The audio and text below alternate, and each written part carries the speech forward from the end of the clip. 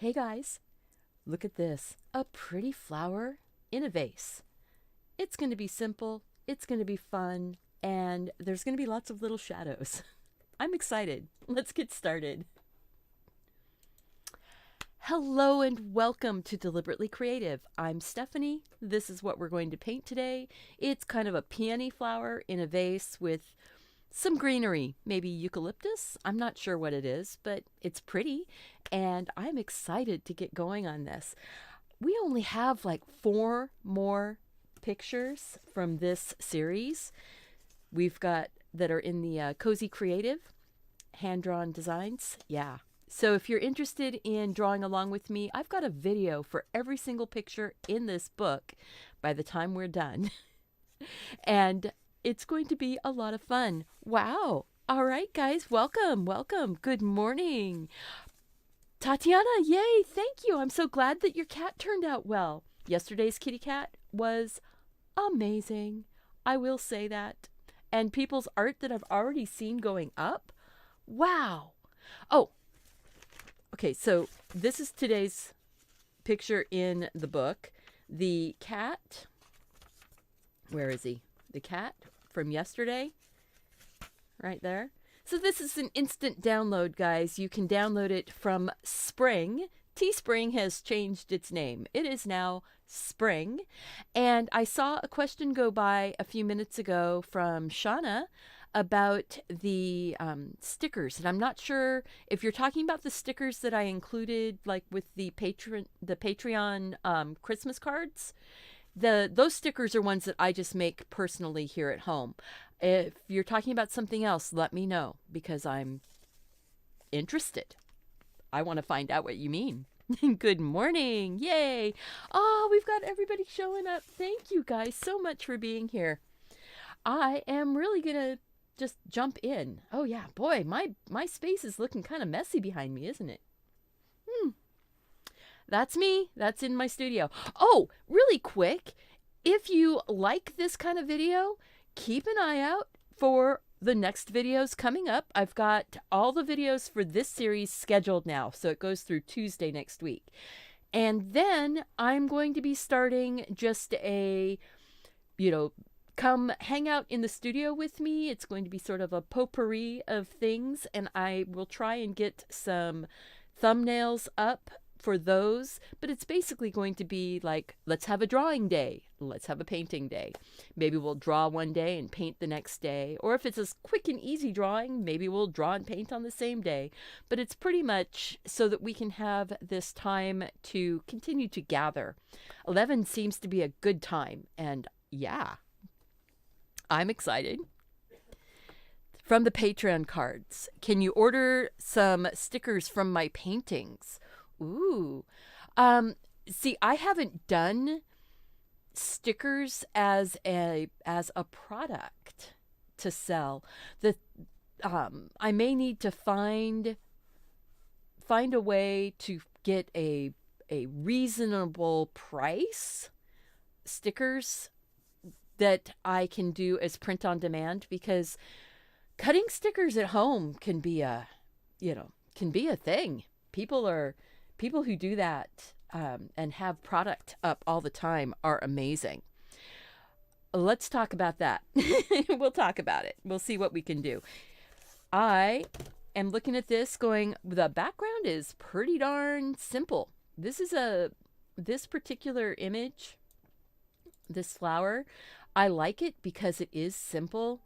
It's I think I'm going to take the background, instead of being a stark white, I might do it like a soft green, like a teal green. Just sort of a soft color. I took my table went over farther than the reference. It's just one of those things. It was late at night. This was like after 2 a.m. when I was drawing this. 14-hour drawing marathon. Yeah. Let's see. I'm going to grab just I just want to grab a flat brush. Okay. I'll just grab, this is the Mimic flat. Usually I use the Simply Simmons for putting water in. I'm Ah, there it is. There's my Simply Simmons. The Simply Simmons just happens to be a little bit whiter, and the bristles or filaments are a little shorter. So I like that. So I'm going to go in and just get the background wet. I'm not going to be too particular around the greenery because, you know what? It is... Actually, I'm just going to go right over the greenery. The greenery is going to be a darker color.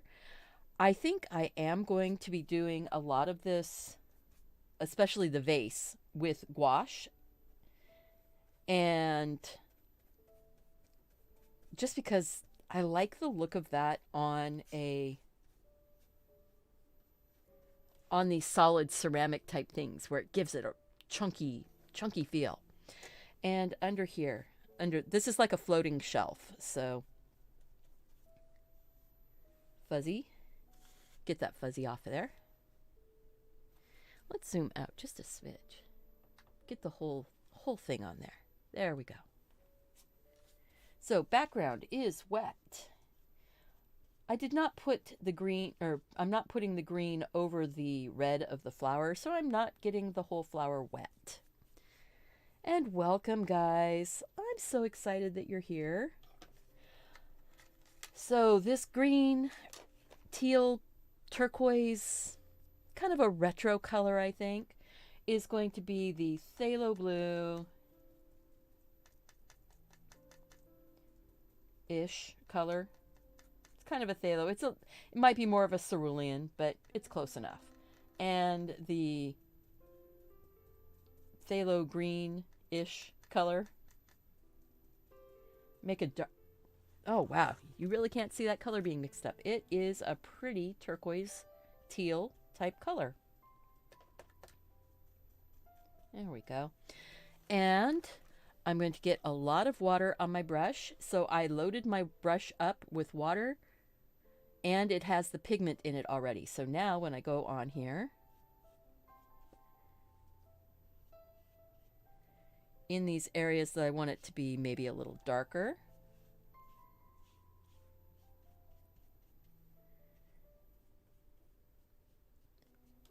like that. And then I'm going to take water. So I'm cleaning the pigment out of my brush now.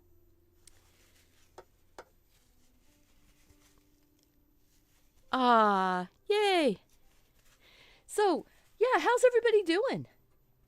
Are you guys doing something creative today? Are you going to do this painting?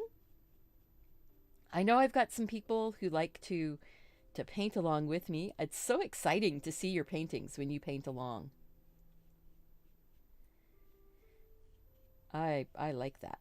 I am enjoying how this water is pulling that color down.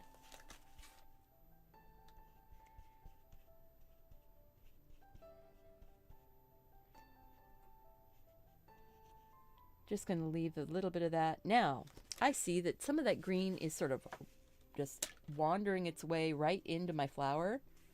I can blot it off, that blue-green. Ooh, isn't that a pretty color?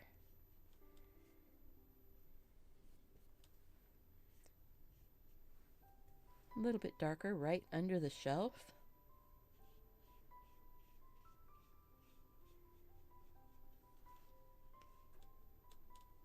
That's pretty. That's fun. I like that. So I'm going to tap this both directions. Tap it down to the side. Just sort of let those pigment bits kind of move around a little bit.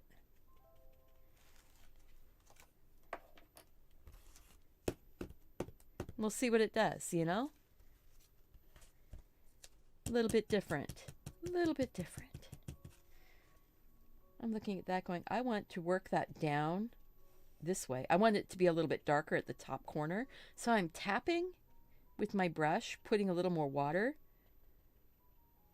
so that that pigment will kind of work its way back towards the top. Maybe I'll put a little bit more of the pigment right here and I'll tap it back down also.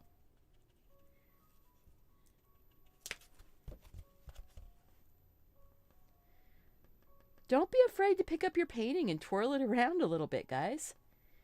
Have some fun with it. I think right here I want it to be a little bit darker. And I haven't even added any other colors into this background, have I? I'm making it a little bit more dynamic than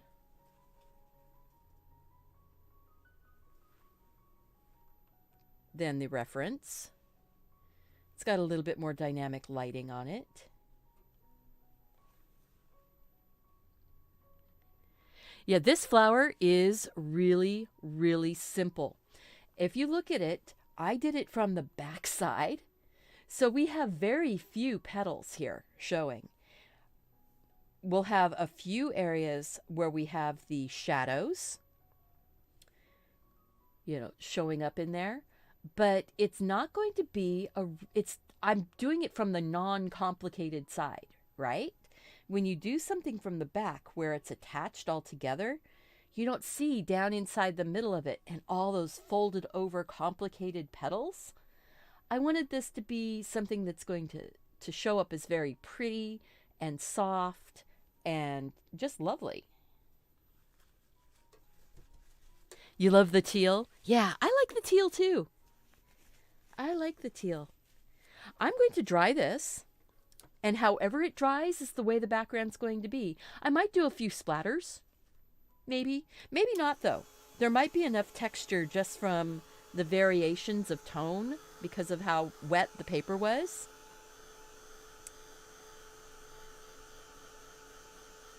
You've been trying for flowers and trying to figure out how to do them. Yeah, practicing flowers. And that's going to be something that I think I'm going to focus on some of the studio time. I think studio time is going to be on doing some flowers. Oh, I love that background. Oh, I like that. It looks a little bit spotlighted from that lighter tone right here in the center, which is nice. And I just ran my finger through, or no, it was the brush. Set that brush down. What can I say? Sometimes I'm not paying close enough attention.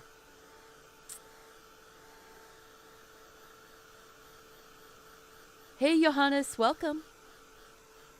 Yeah, So let me know, guys. Do you like the idea of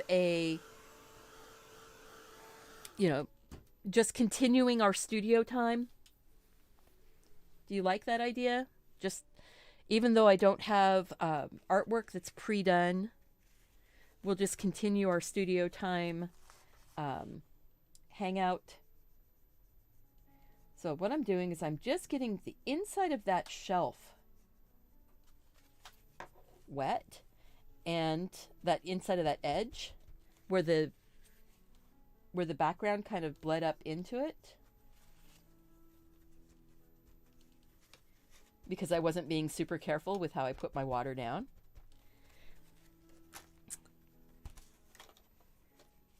And see, this paper, even though I dried it with the hairdryer, I mean, look at that.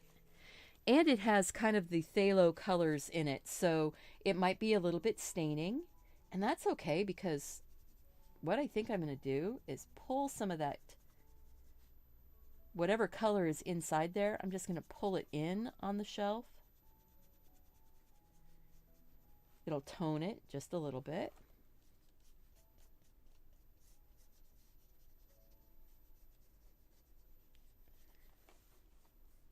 Just cleaning it up. Clean it up. Enjoy the process. There we go. So that's cleaned up. I see that there is a bit of a shadow underneath. I think I'm going to take a little bit of Prussian blue. I am not going to put the shadow in with this brush. I just mixed up my color. Great idea. Please continue. Excellent. Welcome, Mary. So you're listening at work. That's fun. That's fun. I used to do that. I used to do that. That was my close the door and not let anybody else in on my world, except that everybody came and knocked on my door. So, I didn't have a totally private space. I couldn't put a do not disturb sign on my door while I was listening to videos. So I'm looking at this going, okay, I put some Prussian blue into there. I'm going to put a little bit of the burnt umber color into it now also. Kind of gray that down just a bit. I'm lowering the intensity of the hue. Adding more water to it. Okay. So that looks good. That's a nice shadowy color. I am going to say that there's a bit of a shadow edge. And then it's sort of going off this direction. And then I'm going to just put some water on that. Soften it.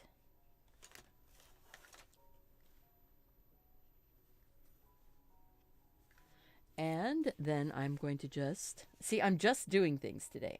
Take a, wadded up paper towel. And the same for right down here. I'm going to soften this little spot and blot it. I don't want that shadow to be quite so strong, but I do need right here at this corner a stronger shadow.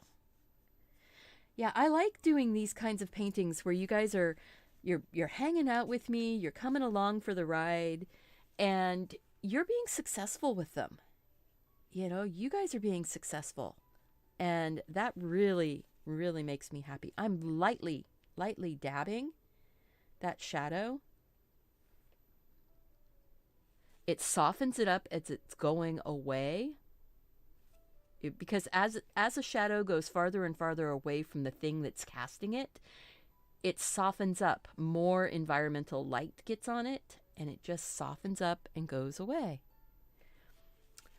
I'm going to say that this area under here needs to be considerably darker. So I'm going to put more shadow coming down the wall. Same shadow color, right over the top of that blue. That turquoise blue, and then maybe really, really dark right up underneath in the back. Trying to stay a little bit consistent, making it feel like this is just the wall underneath.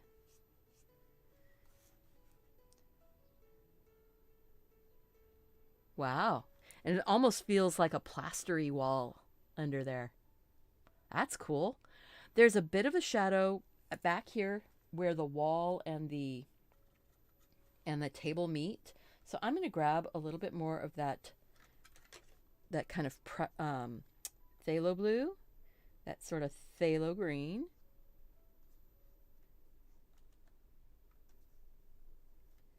I don't know that that's what those are. That's just what I'm calling them. Well, take care, Susan. Kathleen, congratulations, yay! Having positive results, good results, results that make you happy is always something to cheer about. Good results at the doctor's office are always welcome. So, okay, so I just mixed up some more of that really dark color. It has that green blue in it, so we're going to put a line of that darker shadow right here next to the wall and right there behind the edge of that vase, just a bit. I'm going to take that darker shadow and get that really dark right next to the bottom of the vase. The water The paper is still wet from the water that I had put on before over here, but it's dry right there. So I need to get that softened up, going up the wall a little bit. So I'm just going to get that a little bit wet.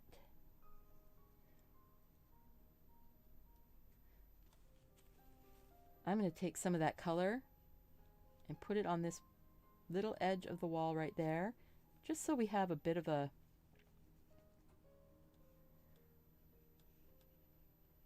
definition there.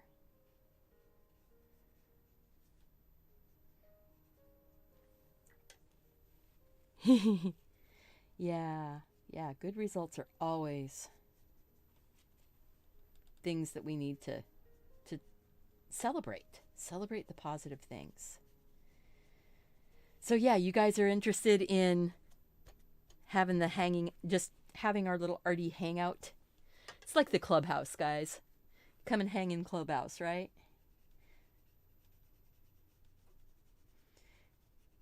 When I was little, we had a lilac tree in the backyard. I did not want to work up so high, so there.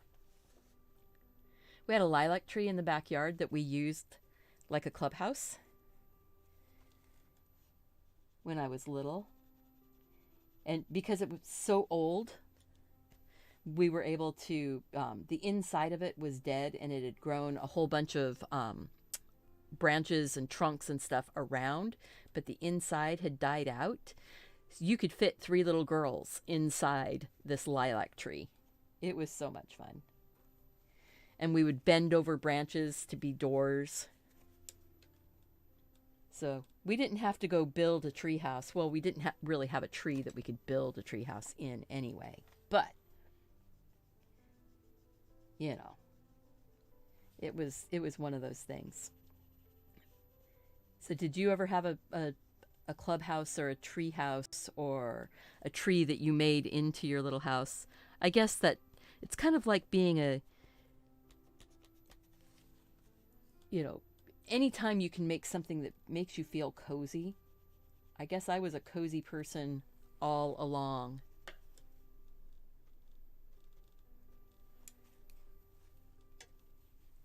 There we go. So now we've got this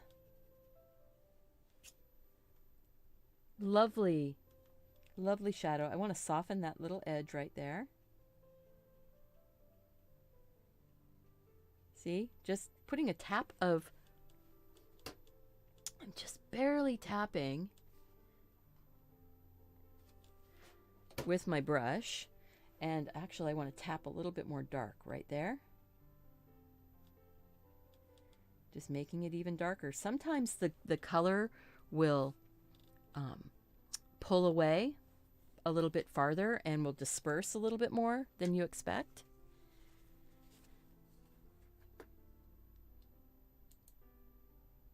Aw, thank you, Linda. Don't forget to do the likes on the videos. Yeah, thank you. Yeah, remember, likes, really and truly, the likes are for me. So they make me feel like I'm doing something that you guys are really enjoying. And if you want to show that, then go for it and show it with your likes. And then I'm going to soften that out and pull out that shadow a little bit. Doing this, it's letting that shadow follow the water.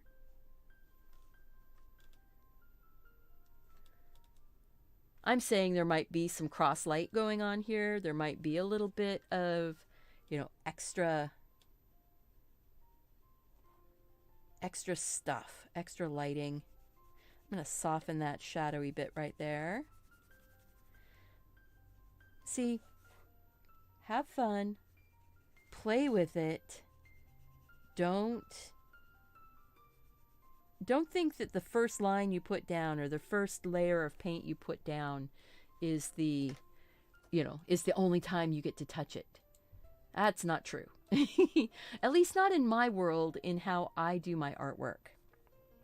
I do mine in such a way that I go back. I touch things again. I add more shadow. I deepen a line. I might put something in the wrong place again and have to go over it and whoops, sliding down the desk today.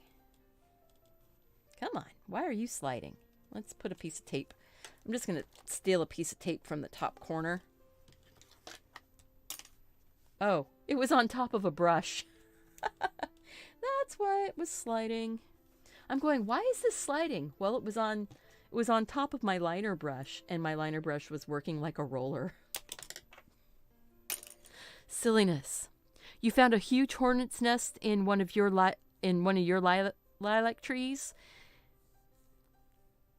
Oh, yeah. I'm so sorry that happened to you. Wow. Yeah, hornets find the most amazing places to go and hang out, don't they? I want to soften that back line of that shadow. I don't want it to be quite so... Whoops. I don't want that much water. Keep your brush just damp, not soaking wet. Because if it's soaking wet and you drop too much water in, you'll get those little cauliflower bursts, which we like sometimes, and which we don't necessarily like other times. I'm going to let that just sit now. I think that's good. I think we need to start working on those leaves, actually. So I want to dry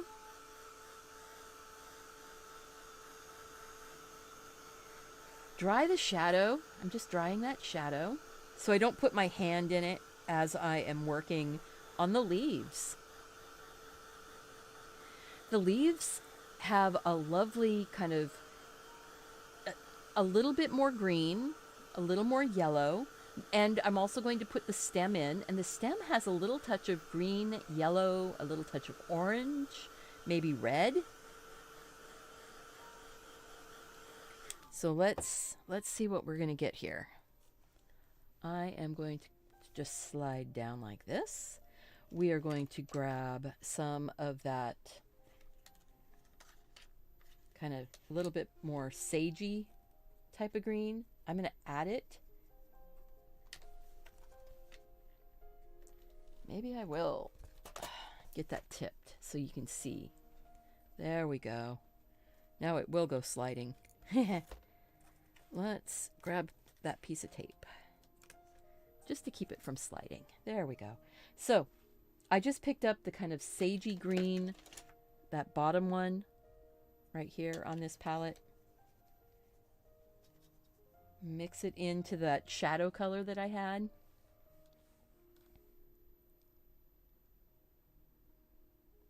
I have a really big lilac tree in my backyard that we planted probably when, oh gosh, about 2 years after we moved into this house.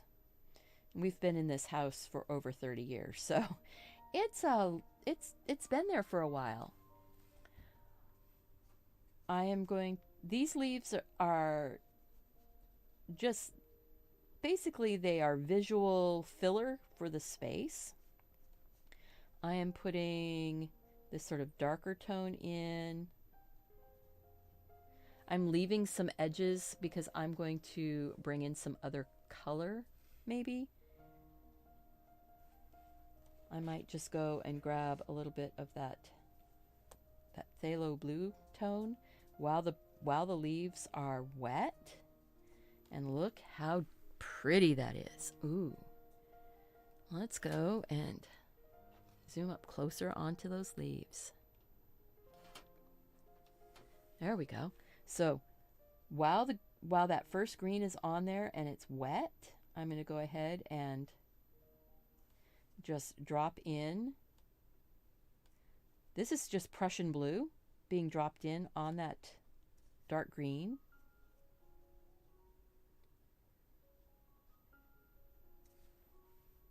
Give us those variations in tone. I rinsed out my brush and now it's just wet. I want a little more water. I want that green to flow around just a little more. Look how that blue just made that really pretty deep natural shadow. So you don't need to use black when you're making your shadows all the time. These shadows, to be a little more natural, work really well to just add a bit of dark blue.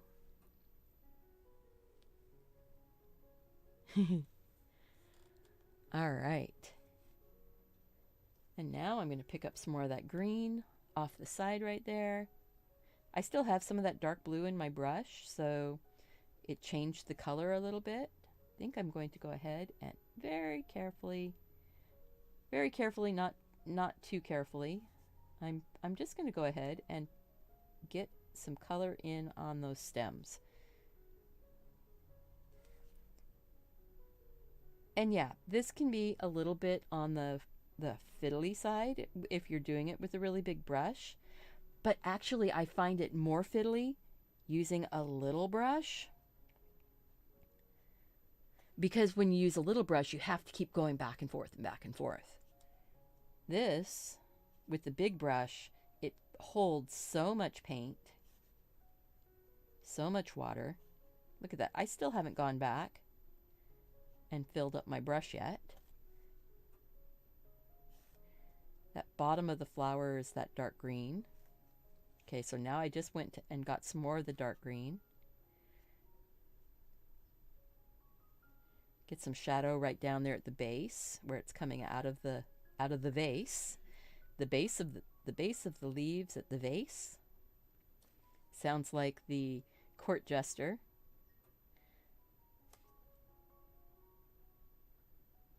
The vessel from the chalice from the palace has the brew that is true. The vessel with the pestle has the pellet with the poison.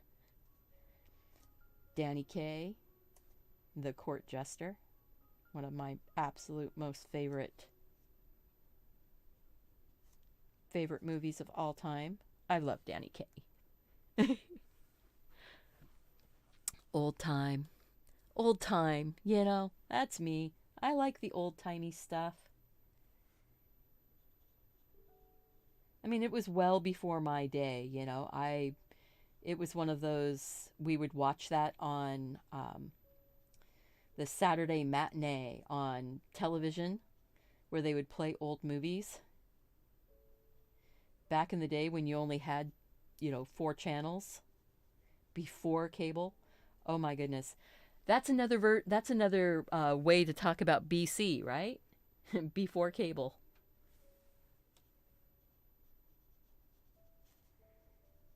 Yeah, so in the days before cable, when you had 4 channels, and you were lucky if you had a local channel that did things like have a Saturday matinee and play, you know, 2 movies, because they would do a double feature. 1 o'clock on Saturday, so from 1 to 4, you'd have 2 movies.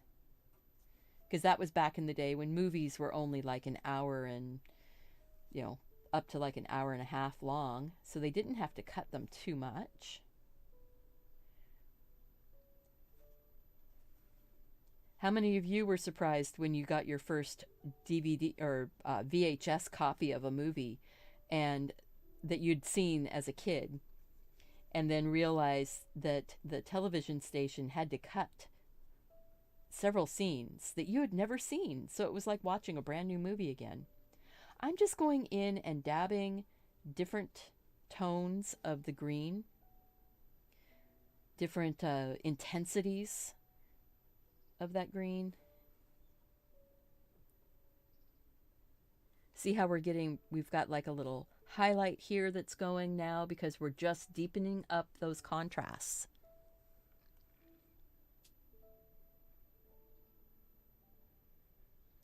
So,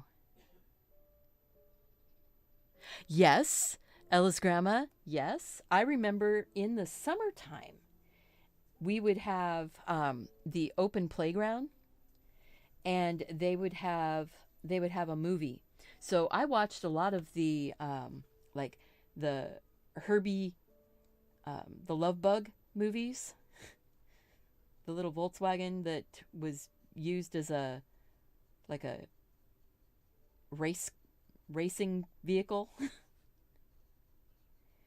And we would see those, or we would get like Donald in Math Magic Land, silly things like that. And we would get to go and watch them in the summertime. And if you brought a nickel with you, they'd sell you a bag of popcorn to go with your movie. So we would go searching through the couch looking for change, so that each one of us girls could have our own bag of popcorn. And we were really lucky because the schoolyard was right behind our house. So my parents didn't have to like take us. It was back in the day of free range children. We would just say we're going to the playground to play. And then we'd be gone for hours. And my parents were never worried about that. They were never worried about us being gone for hours and hours, because they knew where we were, because we were where we said we were. And as long as we were together, I mean, they weren't totally irresponsible. They did say we all had to stick together. We couldn't go to friends' houses if we said we were at the playground. We could not go to anybody else's house. So, you know, but I mean, we were like 7, 8, 9 when we were doing that. I think that a lot of that gave us gave us confidence as adults, that we could make some decisions. We were allowed to make some decisions. You know, we could go anywhere on the school property. Well, the school property was huge. We weren't limited to just the area where mom and dad could step out the driveway and see where we were. You know, I think that's something, the world the way it is now, it's a much scarier place. I'm just pumping up those contrasts. I am enjoying. This is very much what the hangout in the studio stuff is going to be like, guys. I might have something drawn ahead of time. I might show you guys how to draw something. So leave a comment after the show and let me know if we do, you know, hangout in the studio time. I'm going to try and keep it to, you know, an hour and a half in the studio. Just because I've got other projects that if I want to have like the whole, all of my little cottages drawn for February or for March, I have to get them all drawn up in the next 2 weeks.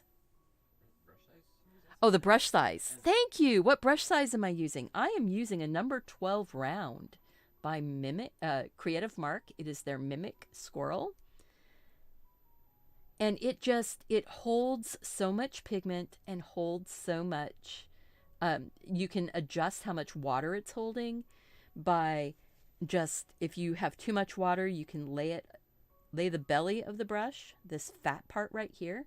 You can lay that on your paper towel and absorb some of the moisture, and it won't pull the color out of the tip.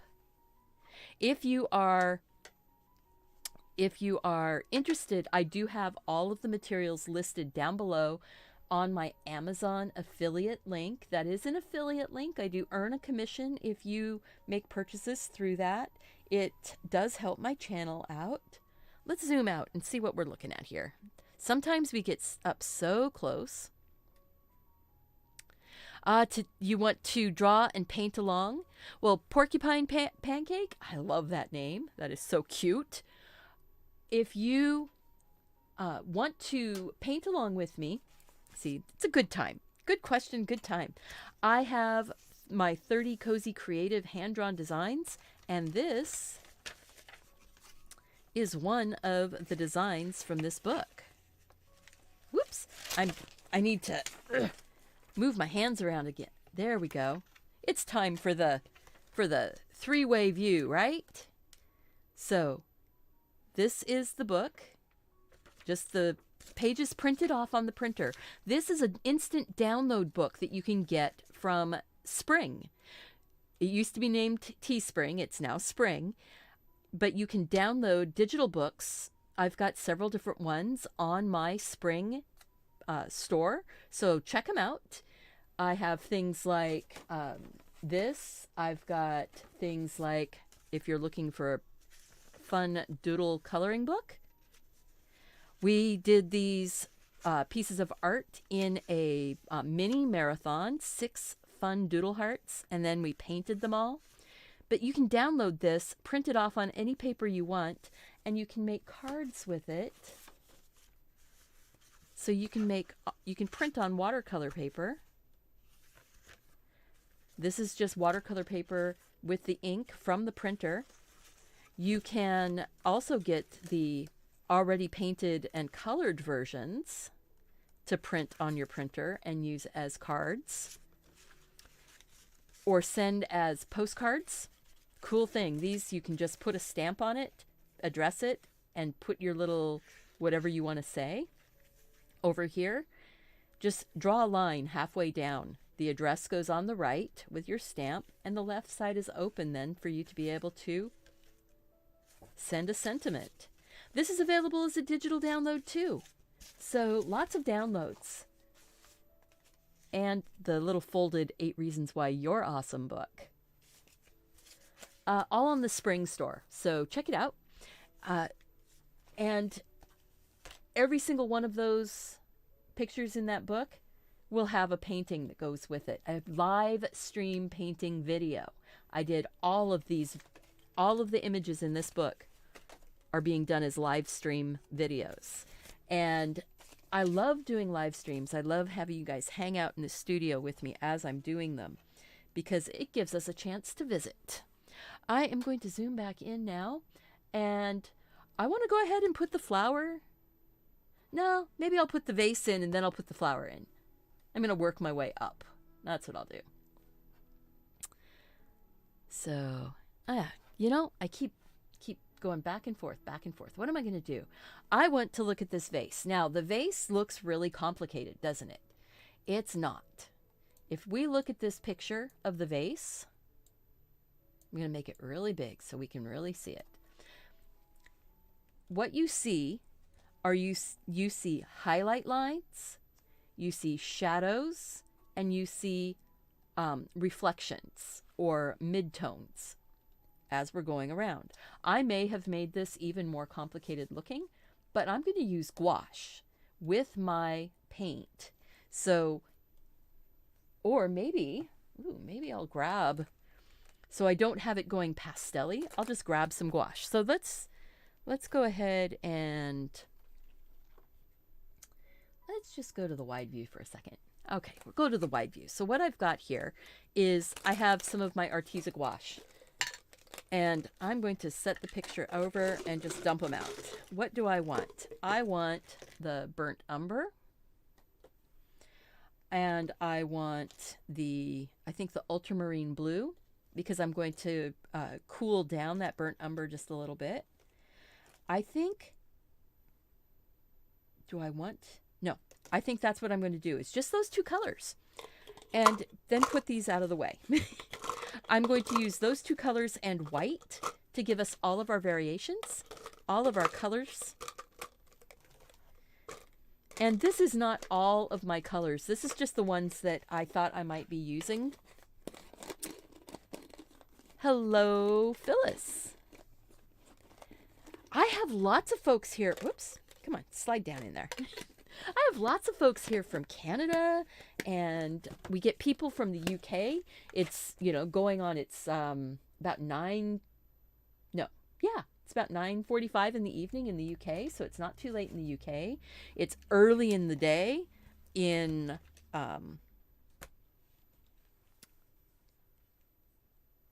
you own those. Oh, you own these, and you're afraid to, don't be afraid to use them. These are just opaque watercolor, so you can get it, you can water them down as much as you need. When you squeeze your tubes, and you see I was squeezing some of the paint up from the bottom, I still have a dent in it right here. still have a dent. So that way I'm not going to have it go and explode out on me. Yeah, so watching some of you guys you're talking about, do you paint right along or do you watch first and then paint? There is value in both ways. If you think about it, if you are painting along, I might make a mistake, and then you make the same mistake, and then you have to figure out along with me how to fix the mistake, right? Or you can watch first, see that I made a mistake, and then see how I fix the mistake. So that is burnt umber, ultramarine blue, and white. Now, the color you're going to go through most in any set of gouache is going to be your white. White you mix with everything. When you're doing gouache, white is the color that mixes with everything. So, in the time that I've been using all of those other gouaches, I completely went through one of the whites, and I'm mostly, well, about halfway through this tube of white. So, yeah, you use up your white a lot faster than you use up anything else. I'm going to go ahead, I'm still using, actually, maybe I will find, I know I've got one here. Let me see. I thought I had a little angle brush. Apparently I don't. I don't know if Mark is floating around, if he might be able to find me a little angle brush. You like to watch first and then replay. Yeah, watching first and then replaying is nice. I am going to put a very light version of, I think it's kind of the, let's see, what color is that? Nope. I'm looking at my colors to see what's going to be closest. I think that one. That's going to be closest to the lightest tone in this. So I'm going to put just a light wash of a blue that's kind of an ultramarine blue,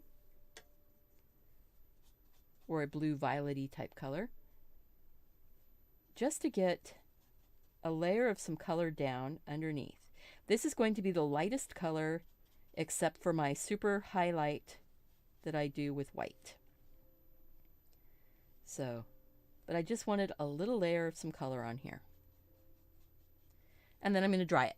So that's just giving us a tone for those higher highlights that will end up on here. This is going to be going back and forth. We'll have dark and then light, dark and then light, and then we'll go back in and we will put our very top highlights on things.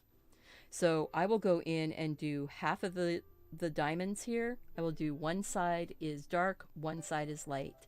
Then we can refine it as we go along. But first off, let's dry. Tampa, Florida, you're getting ready for the Super Bowl. Kashmir, Washington, home of applets and cotlets. Or no, that's carnation, isn't it? Kashmir? Oh, now I'm confused. It's one of the two. Oh, now I'm confused. Your brother lives in Lacey. Okay, that's up by Seattle. Tacoma and Seattle. I know that. You know what? You can use gouache any way you want to. Some people say use it thick and just use it thick. Others say it's just opaque watercolor. You can use it from transparent to thick, and you can glaze with it and you can layer it. So it doesn't have to always be illustrative. I have seen people do highly realistic with gouache. So basically it's play with it. This is your first watercolor splash? Welcome. F3 Creativity. Oh, you took it back. Okay, but this is your first time being at a watercolor live stream? So I'm going to go in now. I'm looking at this going, I'm going to do my middle color. So I want the mid-tone. Cashmere. Yeah, I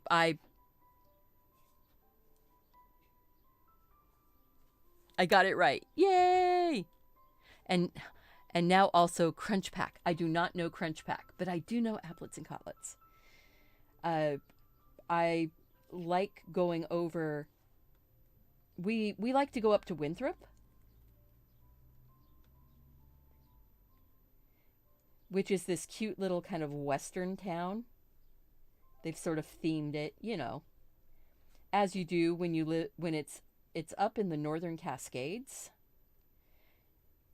So, and then I'm going to take just a touch of the white into that.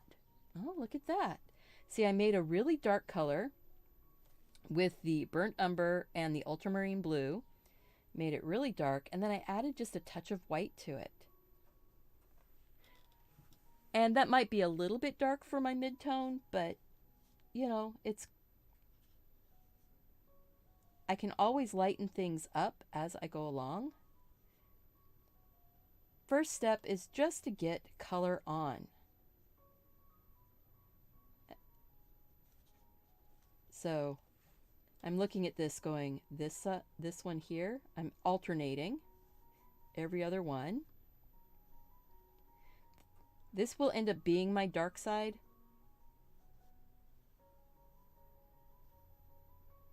So maybe I'm doing the dark first. This one. So I'm putting it on kind of in stripes.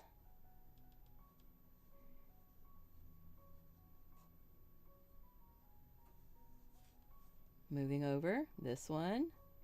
See, I didn't even get the line going down the center on that one. No big deal. I'm just laying it in. The neat thing about gouache and the frustrating thing about gouache. So there, it's a two-edged sword, guys. The neat thing about gouache is that it is watercolor. So you can layer your colors up and you can mix colors right on the painting because you've got the color there. You've got the color on the paper. You can mix it. But the frustrating thing about it is if you don't want to mix color, you have to be super, super light. Now, right now, I'm just getting this first layer on. It doesn't matter. But I like the opaque quality of gouache. I like the velvetyness of gouache. I'm still staying with my dark side is the left side, and now this one right here, the whole thing is dark, right? Look at the reference. Use your references. Gouache is like, it's almost like carving. It's almost like going in and carving in your paper with color. So you can get really clean, sharp lines. You tend to work less water in gouache. So now I'm going to come down here and say that side is going to get colored real darker.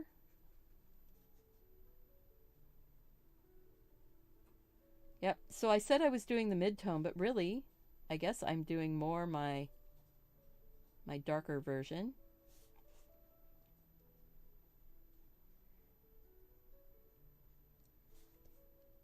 And I'm just looking at it.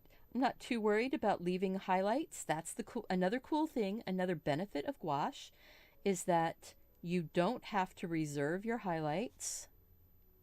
You could just paint the whole thing over in several layers if you wanted to. So first off, I'm just going in and doing these. I'm not even looking at the reference right at the moment, but I've got my reference to look at, so when I go in and start refining it, I can see what I'm looking at. But you can take light colors over dark colors. So I'll be able to go back in and put my highlights right over the top. I'll be able to blend lighter colors in.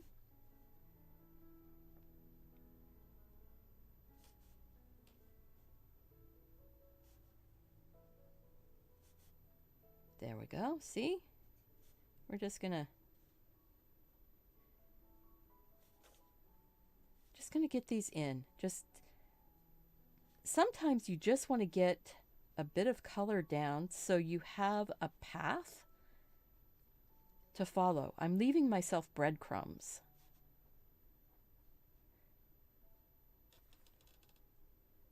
Look at that. It's already starting to look like it's got dimension, isn't it? Let's zoom out on it. I mean, and this is just our first swipe with some colors. But look at, if I zoom out on it like that, whoa, it already feels like it's got some of that in and out going on, doesn't it? So I'm going to say that's probably my darker color.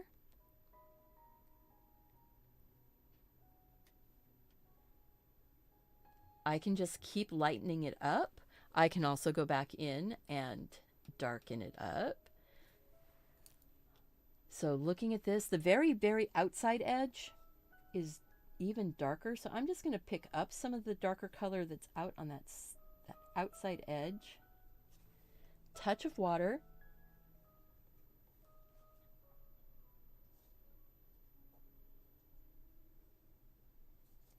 Oh, that is my midtone, isn't it?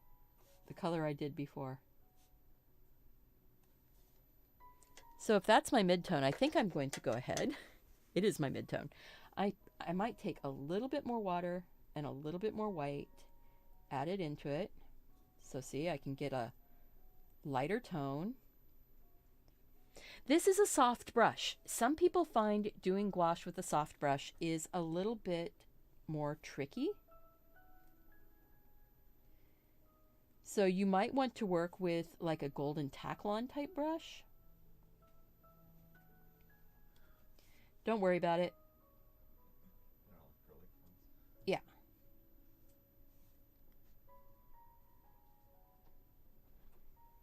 Don't worry about it. There we go. So I'm going to go in and just start putting some of that lighter version. And if I leave some of those little spaces between the colors, that just helps me remember that there's those highlights there. I'm going to pick up a little bit more of the darker tone in that.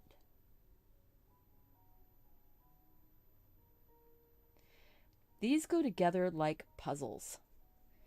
You can do that. You can puzzle piece your painting together with gouache. And gouache paintings have this wonderful quality of they can look sketchy, not sketchy as in a bad thing, not like the sketchy neighborhood that you don't stop in, but they can look sketchy as if you were just sketching with a paintbrush.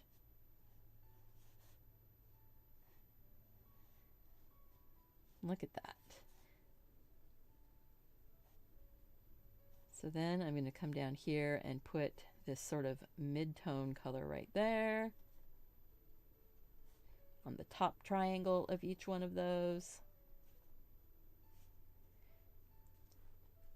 Maybe slightly lighter, just picking up a little more white. There.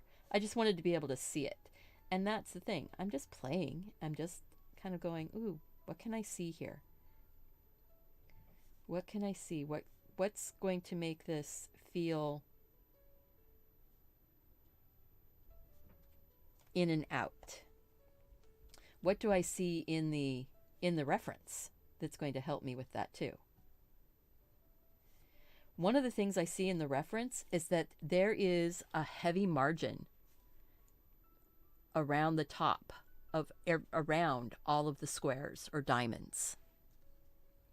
Gouache can behave like a thin acrylic, yes.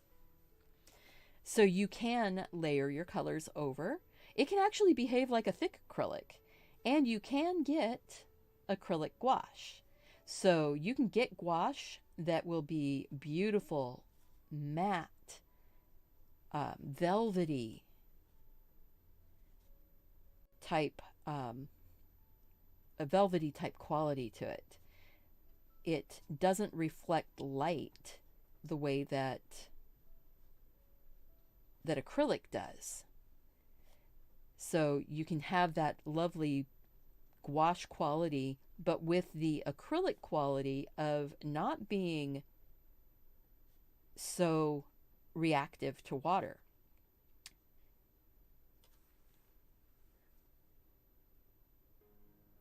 Oh my. Okay, we're going to zoom out again. I have to keep doing that. I have to keep zooming out.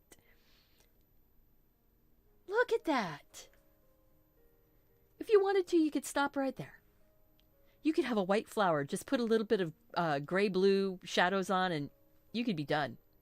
Or you could make it into a white with a soft blush, because peonies don't have to be that super strong red color that's that one. It could be a softer, more of a blush, a little bit gentler tone. We can think about that. Let's think about that. Maybe that's what we want to do. The vase looks better and better. Exactly. It just keeps building. It's like, oh, yay. Remember, guys, that's what I say. When you see something that you like that you're doing, say it out loud. Say it out loud to yourself. Enjoy that moment of, whoa, that is so cool. And then continue on. You want to try gouache, but you need a waffle iron more. Yes, you need a waffle iron. You know, a waffle iron is going to last you longer than the gouache. And what you do, go buy yourself a $1 or $2 tube of gouache, because one tube of gouache is less than a cup of coffee.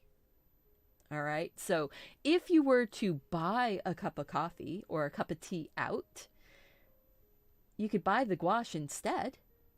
And you can buy acrylic gouache. Oh my gosh, look at this tube. This is a ginormous tube of acrylic gouache. It's a 100 ml tube of acrylic gouache. All right. I think you can buy 35 milliliter tubes. And, any gouache, any company's gouache will work just fine. And then the watercolors that you already have, and you have the ability to do a full gouache painting. Now, sitting here,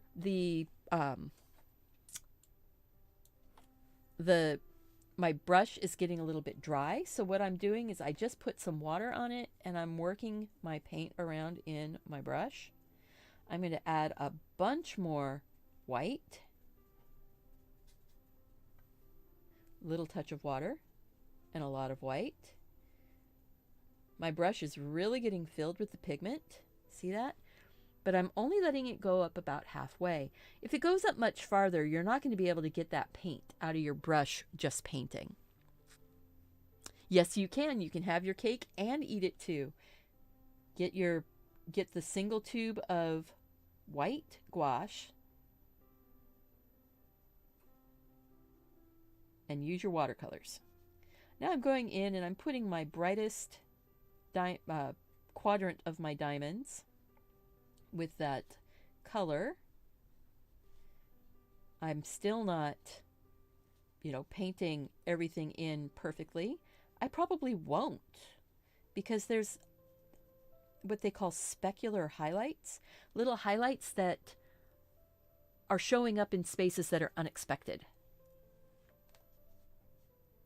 But I want more white in that. That's going a little bit too much like the color that I had. See, I can take the white color right in over the top. I'm working wet into wet, which means that the paint layer underneath is going to blend with the paint that I'm putting on. You just have to know that that's what's going to happen.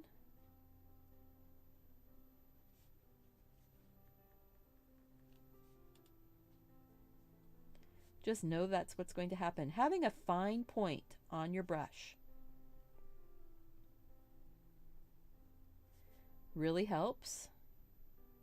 And not being too worried if your color is going on and it feels a little bit messy. It's okay. Because we're going to be outlining the entire thing, right? With that kind of mid-tone color, we're going to be putting that on as an outline. I want to lighten that one up. Lighten this one up. See how it's starting to get that three-dimensional quality to it? It just makes me so happy.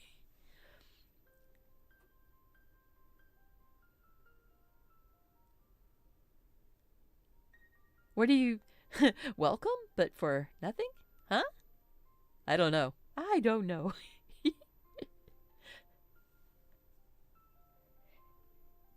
You know, randomly laughing and that I think I've seen a meme about that where you just sort of break out and randomly laugh.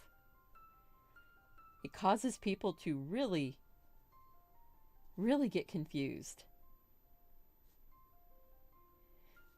And Bonnie, you need to laugh. You need those opportunities of laughter, right? Homeschooling your kiddos.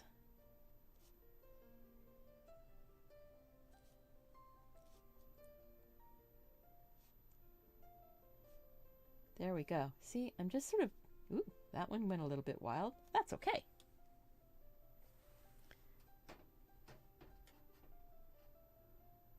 You were talking about the waffle irons. Okay. I love waffle irons. I make waffles when we go camping because I have one of those old-fashioned two-part cast iron waffle irons that you can put on a gas stove. Doesn't require any electricity. So I bake waffles all the time when we're camping. I love to do things that are a little bit different. And since my waffles have to be gluten-free, I can't use anybody else's waffle iron. And nobody else gets to use my waffle iron. My husband eats the gluten-free waffles that I make, so we don't have to have two waffle irons. I'm just picking up some of that mid-tone color. I think that's going to be what I use for the top. Well, no, it is more the highlight color, but not quite as bright. There we go. I need to rinse my brush out. You miss camping? Yeah, we a couple years ago bought a van that we have as a camper van, and that's really nice. We are looking forward to getting out because with the camper van, we're self-contained. Nobody, we aren't, we don't have to worry about mixing with other people, so we can be socially distanced when we're camping very easily. We do have a composting toilet, homemade composting toilet. Works just fine for our trips. It's basically a box with a bucket that has a way to divert the liquids away from the solids. So works out pretty nice.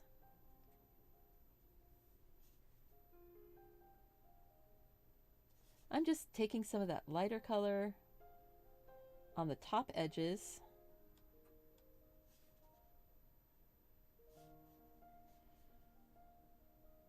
In some spots. And then down here, I'm going to start getting my light put around. This is doodling, guys. This is the ultimate doodle painting.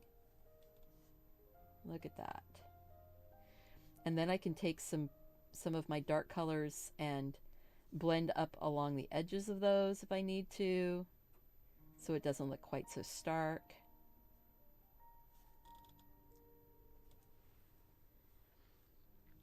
You can make this as detailed or as simple as you want.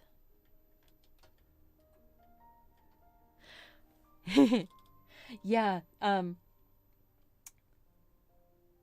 I like the camper van. When we went, because we bought it in Colorado, but we live in Washington, so we flew to Colorado and bought the van, picked up the van, sight unseen. We did not see it in person until we picked it up. We could have backed out at that point, but then we would have had to buy tickets to fly home, and yeah, no, we were not going to back out. I knew it was right. The universe had aligned and everything fell into place to be able to get it. So I knew it was the right thing. So we flew out to Colorado and picked up our van. And it was the conversion on the van was a very minimal type conversion by a company that they do 1-day conversions on your van. So it's all modular. Makes it really nice. It's a completely modular, which is cool because then I was able to go and modify it the way I wanted it to be. So because it was basically boxes that were attached to an L-track, special kind of tracking system. Ooh, that's dark. Ooh, yeah, see? Now I can go in and start making some of those a little bit more crisp. Darkening up some spaces here.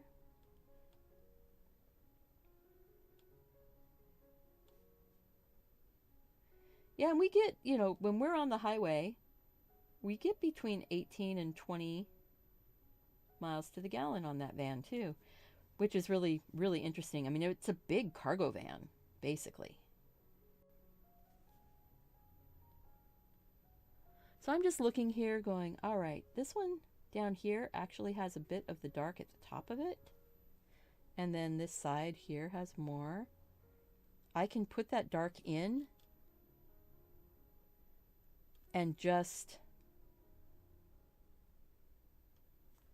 again, it's like carving. It's like I'm carving into this. I'm pushing bits back. When I put the dark in, it pushes it back, so then it doesn't feel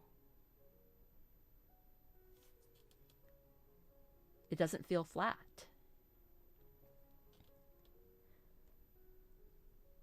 Harry and the Hendersons for a Sasquatch smile. Absolutely. And then, what color did I just mix for the dark? It's the same colors. It's the burnt umber. Sorry. I mixed burnt umber and the ultramarine blue to make my dark. And that's all of this is burnt umber, ultramarine blue, and white. That's all that I've done here. And it's just how much dark you put in, or how much pigment you load up onto your brush. And how much white you put into it. Because the more white you put in,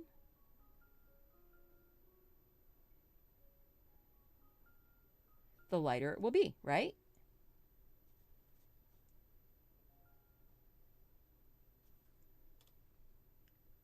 So this one right here, this stripe right there, I'm looking at it going, that's really my darkest stripe on the front of here, isn't it?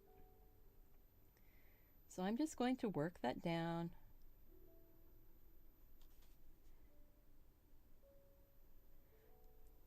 Now, one of the things that I'll do is I will rotate my brush, just like if you were using colored pencils and you would rotate to keep the point.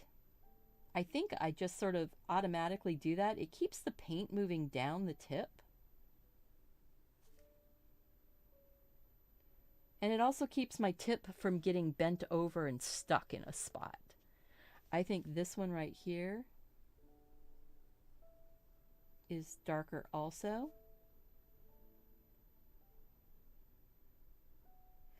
And the reason why this one won't feel as dark is because the stripe next to it isn't as light, so that doesn't feel quite as dark, does it? This one feels darker because there's a bright stripe of light right next to it.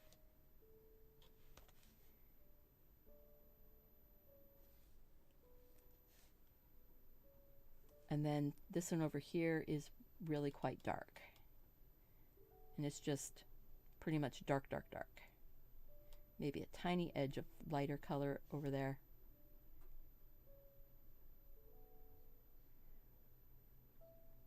There we go.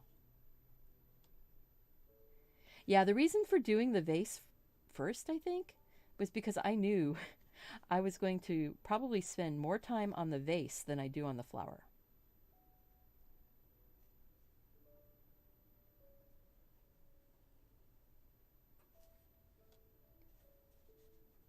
And this is one of those things you could spend as much or as little time as you want. It can be very impressionistic.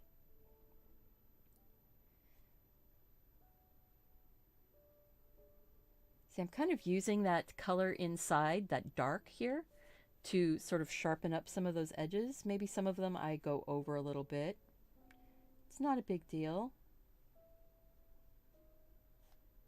Again, I'm not going to make this be a totally realistic thing, am I? I want the idea of it being 3D. I like that quilted glass look. If you were around in December, you saw the gold bauble that I did that was completely all of this pattern, the diamond pattern, all the way around the ball.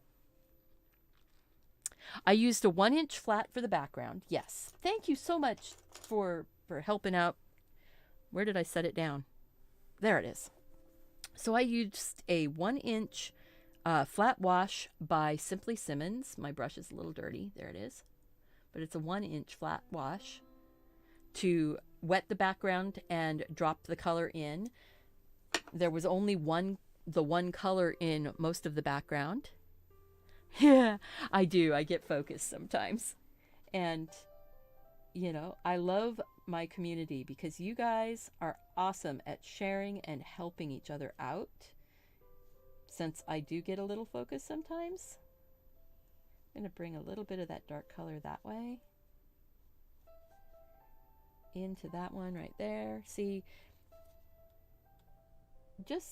I like that you guys are hanging out with me here.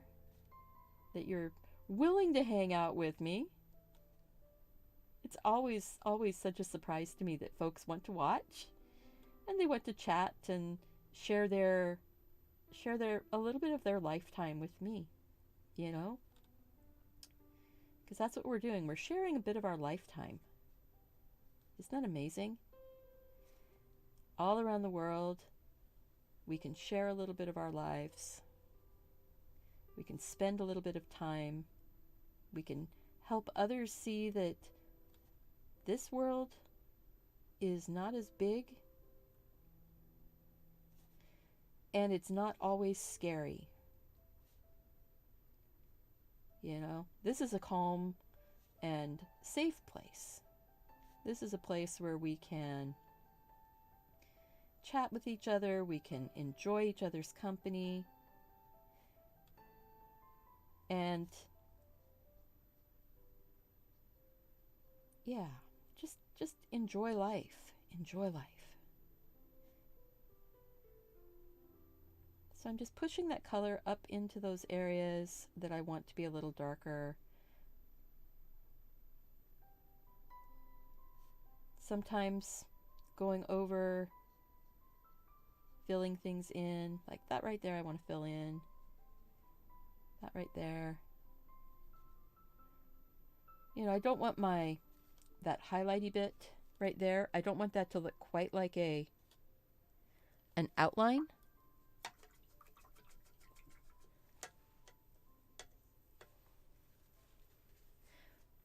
And I like this kind of painterly quality to it. The ability to have it feel a little less it feels like it's in a place of becoming, I guess is what I like. I'm going to grab some of that white and I've got quite a bit of water in my brush. I'm going to pick up just a touch of that grayed out tone. So that way it's not completely bright white, but it's a lighter color. So we're going to look here. We're going to say, all right, right down here. Now that down there, I need to make a little bit darker. That one right there needs to be a little bit lighter. So bright white there. There's kind of a white stripe in here and maybe brighter white. So I'm just picking up brighter white when I need it. This can be a lot like, I know somebody was saying it feels kind of like acrylic. It's actually more like working with oil. When you're doing like alla prima oils and you're working all wet into wet. Little highlight right there. Little highlight right there. Brighter highlight right here.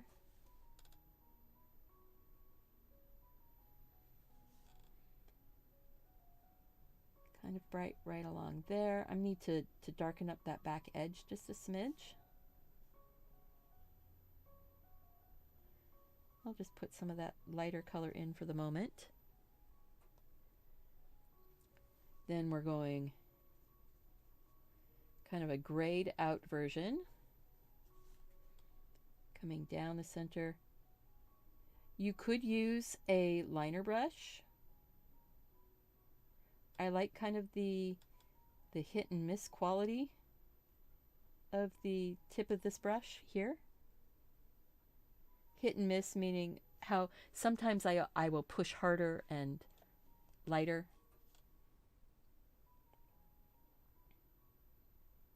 Your light colors can go over your dark colors. But if you work it too much, and just like oil, if you work it too much, you can end up making just sort of a mushy, muddy mess.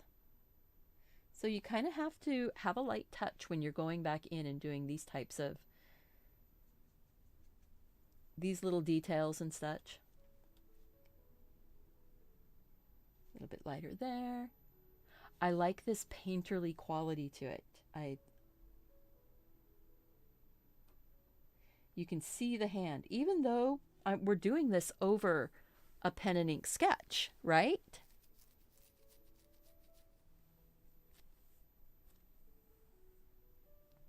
Hey, you know, got to have a positive outlook in life, really. I mean, what's the point in being grumpy and angry at everything all the time? You know, folks that are always grumpy and angry, they tend to not have very happy lives anytime, because they're focused on the terrible all the time. And that just doesn't make sense to my mind. My mind wants to celebrate the joy, celebrate the beauty. So I'm just putting a little bit more of that highlight lightly on top of some of those spaces, maybe putting a little bit more in along some of these edges, just faintly. You know, we're getting into those softer highlights. You can see it. You can see the little touch of a highlight coming down back there. If you couldn't see the highlight, you wouldn't see the variation. You wouldn't know that that was a lighter color and a darker color, or an in and out type of space there. But because we have a bit of a highlight, you can see the shadow. Those lights versus the darks. All right, I could sit here and play in this area for hours and hours, but I think we need to get the flower done. What do you think? Is it time to move on? I think it's time to move on. I say that and then I keep touching spots, right? Bright white, bright white. So this one right here is actually very light. So I said I was going to move on, and then it was like, oh, I forgot to do those bright highlights. a little bit of water. And then the one that I did that really bright right here, I see that it's got more of kind of a bumpy, it's showing that there's some imperfections in the surface of this, isn't it? Few imperfections. Nothing is perfect. And that's one of the cool things about this. Imperfections show you the form.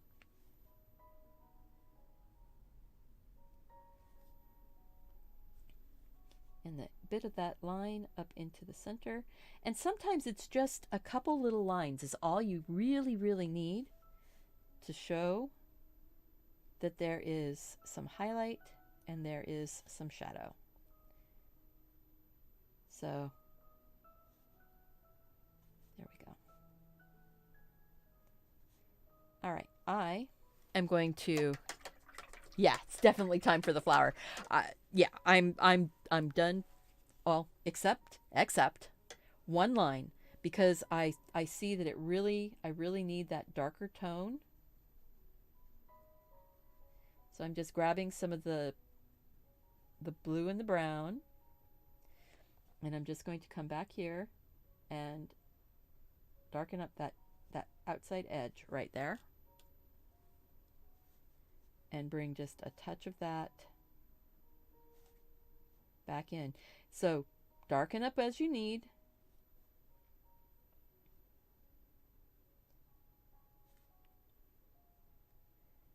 Just a few spots. I'm sorry. I said that I was going to move on, and then I didn't. I'm sorry. I see contrast that needs to be pushed in. Just push in. Push in on that contrast just a bit. See, I want it to look finished for you guys too, right? That's part of my problem. So I want it to be finished for you. All right.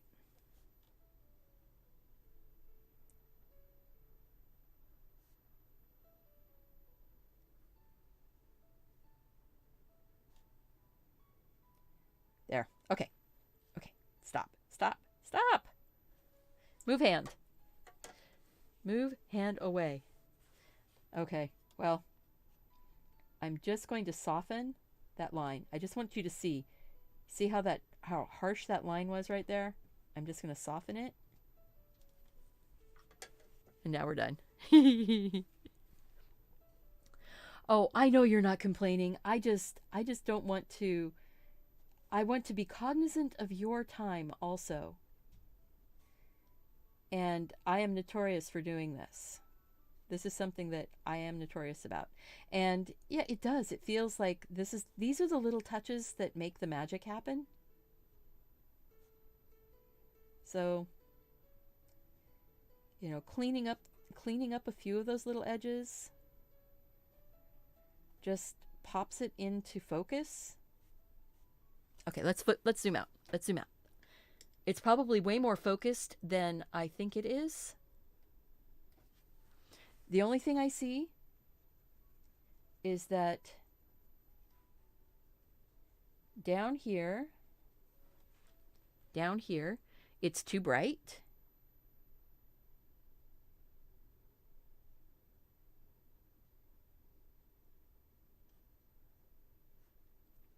So I want to darken those up just a little bit. By zooming way out on it, I'm able to see, ooh, yeah, see, a little bit darker. Putting that little bit darker.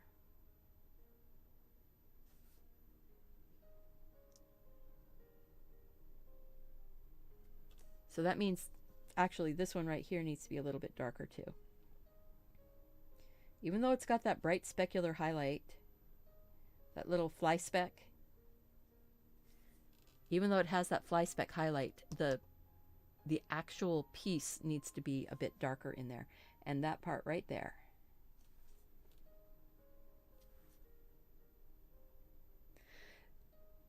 Zooming out stepping away, looking at it from a distance. Now, the cool thing with having it on camera like this and zooming out, I can look up at the camera and or at the monitor, and I can see, I can almost paint like remote painting. I want to darken that little bit there, that one there. Me taking the time helps you to see how you can take some time and the things that you can take some time on, right? I'm trying to justify, honestly. I'm trying to justify being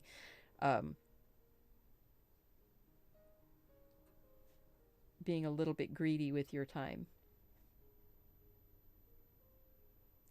Just glazing. I'm glazing in color over the white.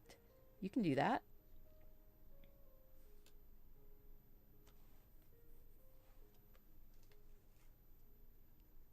And then a little bit of the light to come back.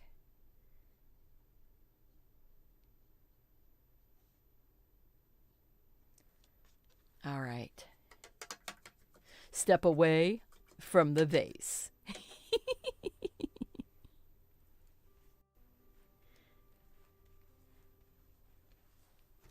All right. All right, Susan. Sue, you are in luck. I am going to step away from the vase. Honest. I promise. We're going to go to the flower. And I think I'm going to do the flower like I was talking about, with a bit of a softer look to it. I think I'm going to take it more into the pink instead of that deep red. And we'll be able to use the reds in the back.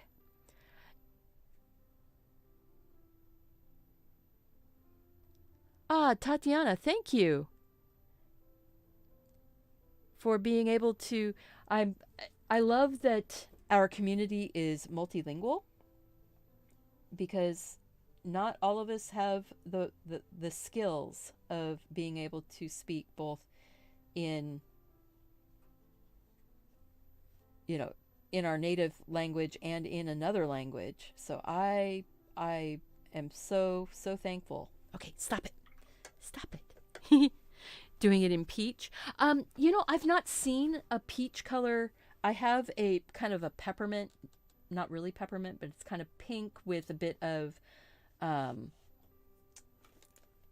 maybe we'll do it with the, actually, no, what I'll do, I won't take, oh, sorry. I won't do it with the big gouache. I will just use the white and the reds on my palette. So I'm going to take that white and I'm going to move a big clump of it over so it doesn't get too much of that dark gray in it. And I will zoom in on the flower. Yes, here comes the flower.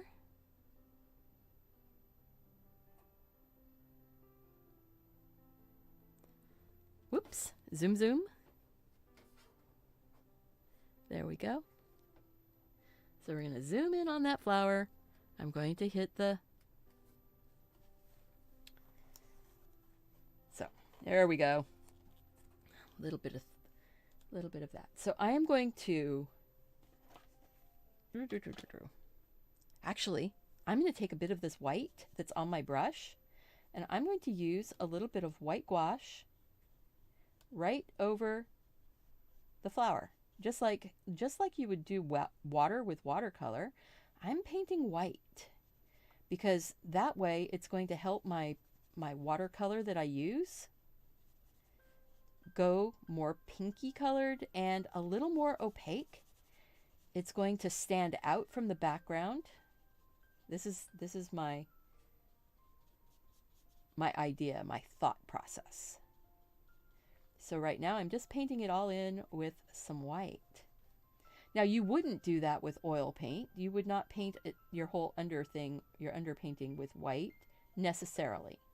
Now, if you were painting Bob Ross style oil paintings, you would use his product like liquid white or whatever. Thank you, Dia. This is... Sue has given the cherubs the some of the pictures. She bought the downloadable book, the instant download book, and she has the cherubs set up and do their painting on the oh my goodness gracious. Where are my words? There. I needed to roll down just a little bit. So I am going to take more white, and I'm going to start putting in the petals. Now I'm going to say these petals kind of fade out as they get out towards the tip. They start out as a lovely pink. I'm making this flower up. Well, because the reference is the flower facing you, and I'm doing the flower away from you. So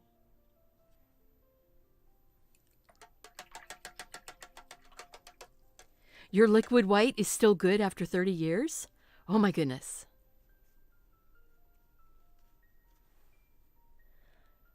You know what? That's part of being an artist, is being able to, you're the one in control of your artwork. You're the one in control of your painting. And just because you haven't seen it done doesn't mean it can't be done. I have not seen somebody put white down first. But knowing that white will come back up through the color just makes sense to me.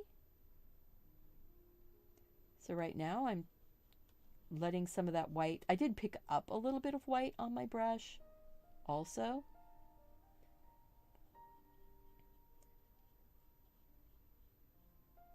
But I also, because I did it with the pen first, I can still see my pen line through here. So I still have a bit of a, let's see, there. If I tip it like that, you can kind of see, you can see through the paint still. So I'm not painting so thickly that you can't still see the lines. But I'm trying to put this on in such a way that these petals are going to feel soft. They're going to feel, I'm hoping that they're going to feel luminescent.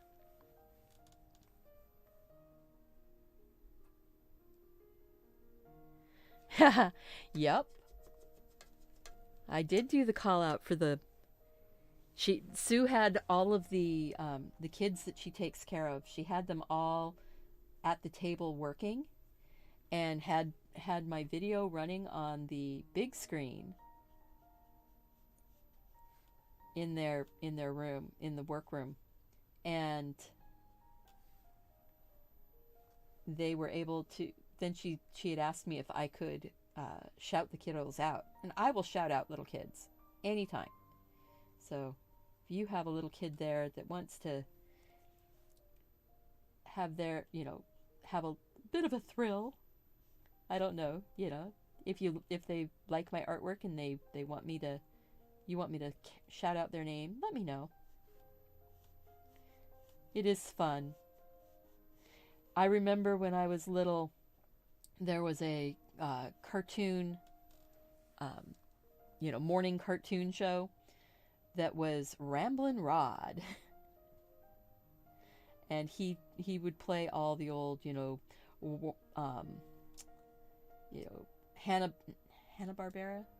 No, they were all the short cartoons. So they were like Popeye and Daffy Duck and Donald and all of those. And you could send in a postcard and he would shout out you. You could also be part of the studio audience, because they would record it in the afternoon after school, so kids could come in and be the studio audience. They put you on bleachers So it was like this set of bleachers, and they would pack all the kids onto the bleachers.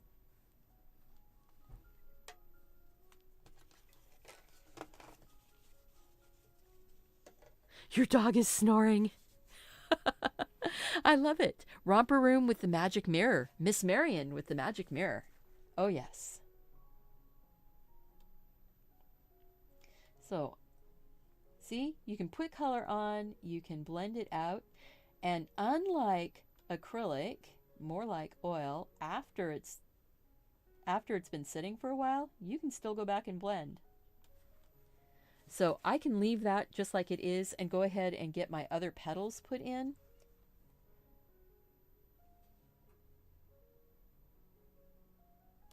I just wanted to have the the back petals.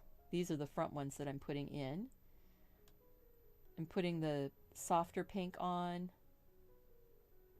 There's going to be some deeper tone in there.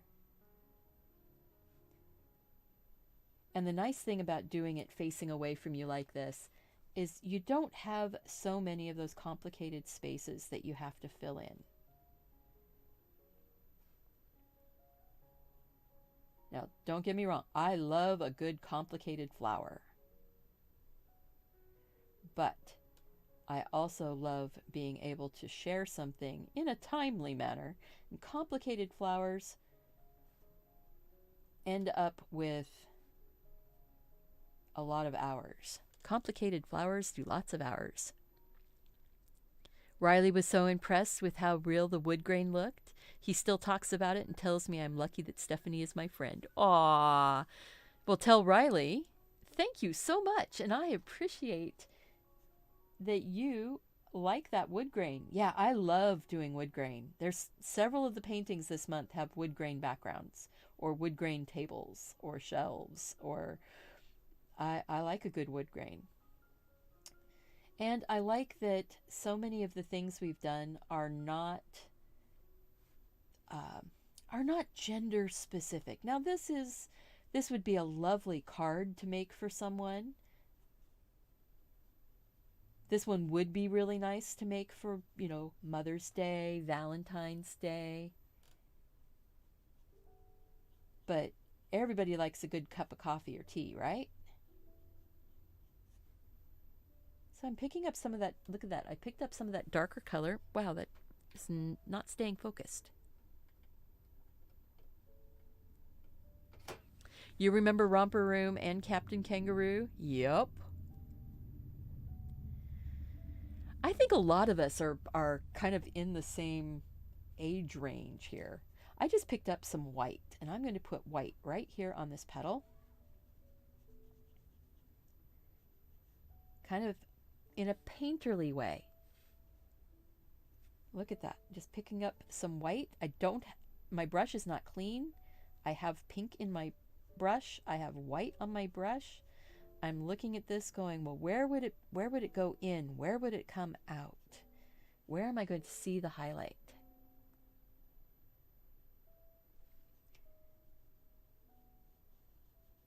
Which petal is over the top? The one that's over the top is going to have more of the highlight, isn't it? So I would have more of a highlight on this edge and more of a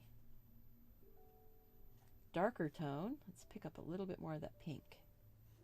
A little bit more of a darker tone right there under that edge. I'm just picking up watercolor to, this whole flower is being done with just white and watercolor. Just white gouache and watercolor. There, that's what I was trying to say. Putting some of that darker tone in. Just picking up more of the watercolor to give it a deeper tone.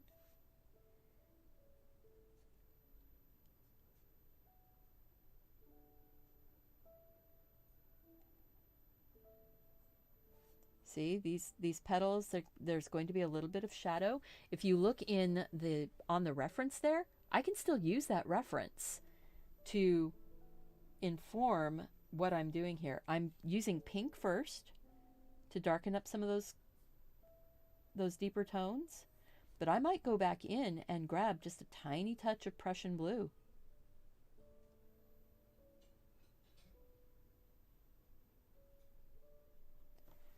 I might do that. I might go back in and put a little bit darker going out towards the back petals, that underneath area, and going towards the back.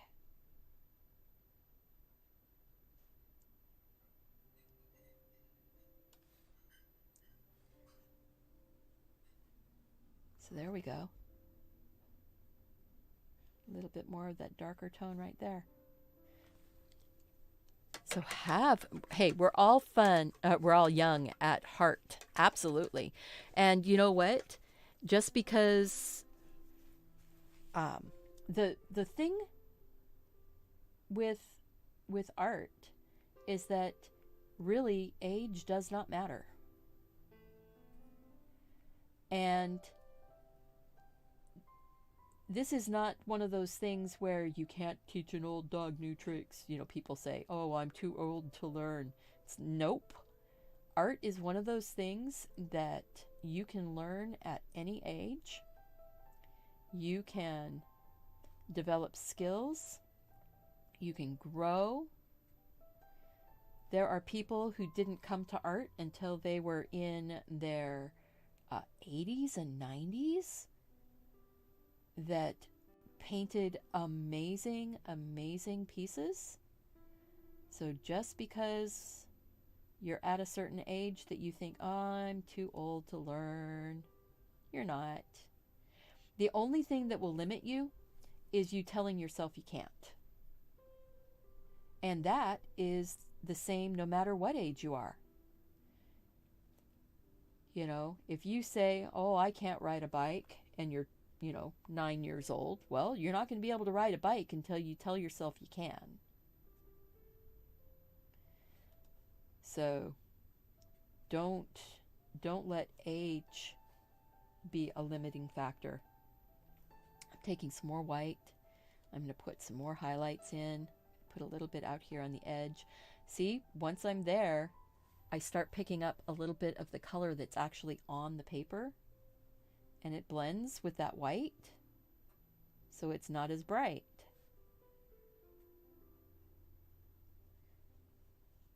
But then there might still be some spots of white on my brush.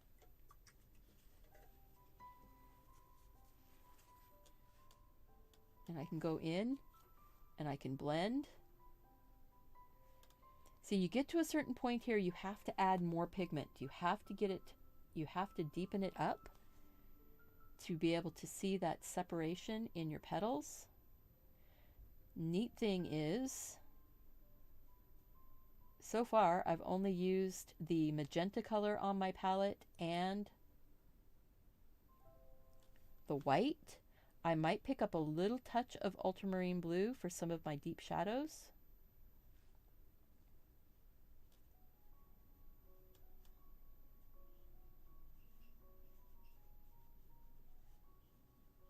Oh, this is making me happy. And again, this is the kind of stuff that I can just sort of drill into. There's another the painter on YouTube that she does things with acrylics that just makes my heart sing, and that's Angela Anderson. I love her flowers. And you can learn so much from watching people painting, but the main thing is, after you watch, no matter what your favorite flavor, your variety of painting is, you can learn something from everyone, no matter what their style is, how they put color down, how they work on a highlight, how they'll drill into the details too. I'm just putting some very light, little bit of that darker color out there. I'm going to blend it in. You physically feel your age, but mentally, nope.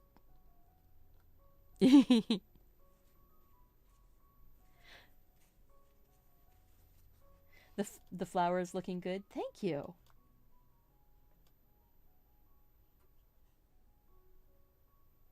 and soften up those shadows some. You can always put more highlight back in or shadow. Shadows are what give your petal shape and form. The shadow and the highlight. That's all it is. So right here, you see how I'm working back and forth and it went kind of really soft? That's because of the white that's on there. So just remember, there's a layer of white underneath here.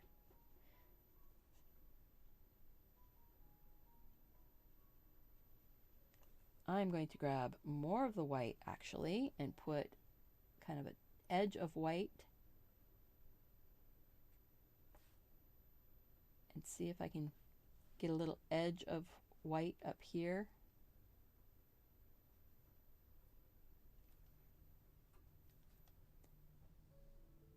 That little edge.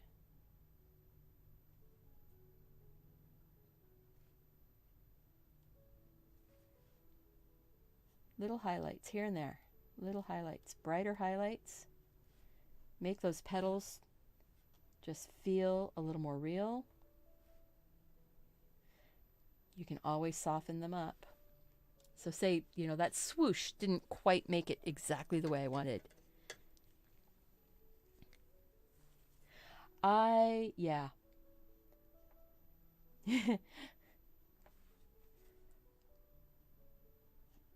Now, I do have the benefit of people don't guess me at my age when they meet me.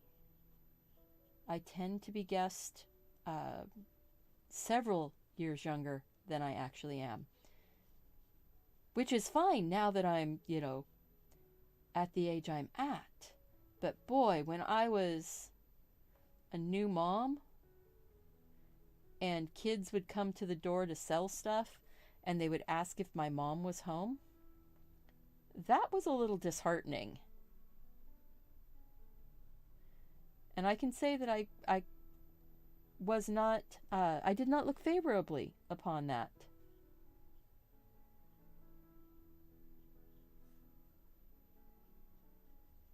That situation. It happened more than once, too. That's the part that really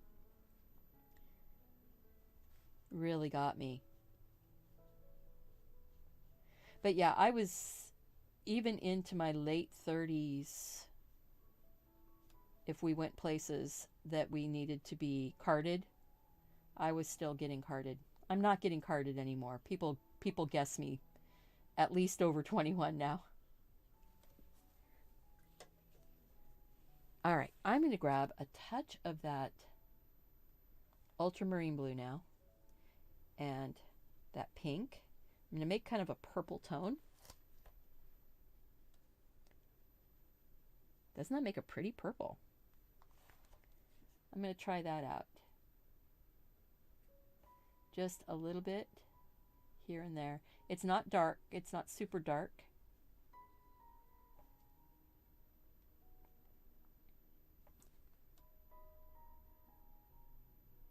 It needs to be dark. So what I'm going to do, because I'm working in layers and I just laid that really wet on top, I could blot most of that off. My dark tone needs to be considerably darker, but it does need to be mixed with that magenta. There we go. It needed more of the magenta tone in it. So now I can go in and put some of those really dark little shadowy bits here and there.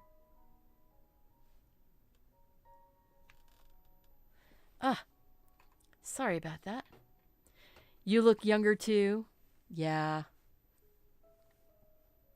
When you were 18 at Disney, the person at the ticket booth assumed I was a kid and almost gave you a okay, I can go one better on that. We were at the movies, my husband and son and I was standing behind my husband just to the side with my son. My son was about 9. So I was definitely over 16 over the age of being a kid at the movies. And my husband bought the tickets and he just said 3, and the gal looked to the back. She saw me, she saw my son, and we got inside and we had 2 kids' tickets and an adult. So I think I was about, let's see, my son was 9. I was coming up on 30. So being smaller, you know, being short and having that face that is sort of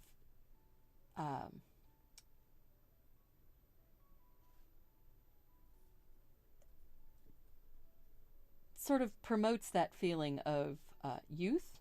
I have the chubby cheeks of a kid, basically, you know. I'm just lightly putting some of those lines in with that darker, because I can't see all of my lines now through that I had put in with the pen, but I can see some of them. I'm giving it that kind of illustrative quality. You don't have to do this part. You could keep your petals really soft if you wanted to.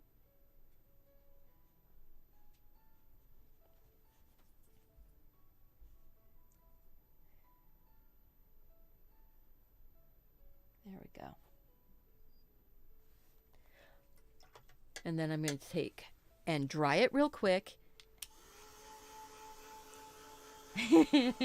Well, yeah, okay, I do. All right, so people wanted to... Here.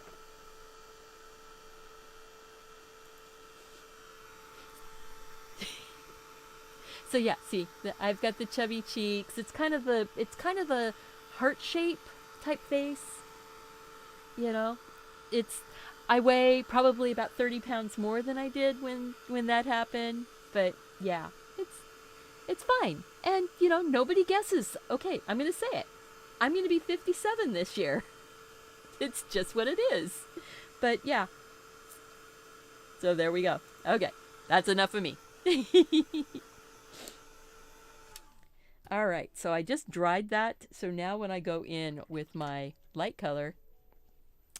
Hey guys, so, you know, I've been doing this for almost 2 hours and I haven't, I think maybe only once, said click the like button if you like what you're seeing, you like this kind of chatter.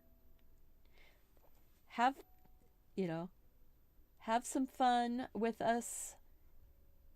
Share that like. Click the like button. Share it with YouTube that you like this type of video. They will share more like this with you. I'm grabbing some more white. Highlight. Right up on that edge. Coming down over some of that purple. See? Maybe a little bit touching down in here. Woohoo!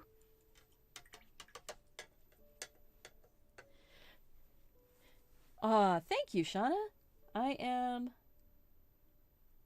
so happy. I'm going to zoom out on that just a little bit because I'm feeling a little bit on top of it. And I need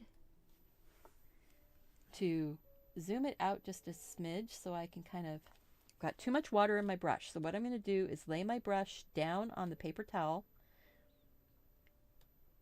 Not where the ink, or not where the paint is, but behind the paint. And I'm sucking out some of the water, so that way it won't be quite as soggy. I want this to be soft. I want this one here to be soft. This highlight. Yeah, I'm using my finger. Fingers are good tools. You have 10 of them. They were given to you at birth. Or you have whatever number you were given at birth, hopefully.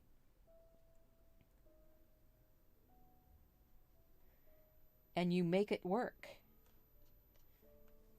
So don't worry so much about having the perfect tool. I'm softening up a little bit of that purpley tone.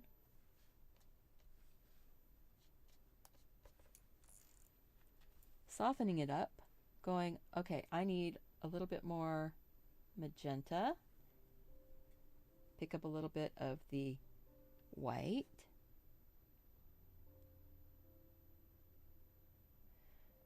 So this is where I go into Dangerland. But with gouache, going into Dangerland is not as scary. Dangerland being that I can end up working way too much and getting, like, I don't like that dark spot right there. I'm going to take that one out. There. So we're going up to that area. See?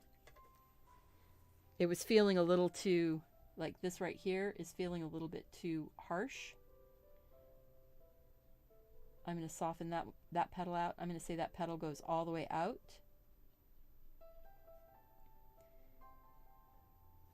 You can completely change your picture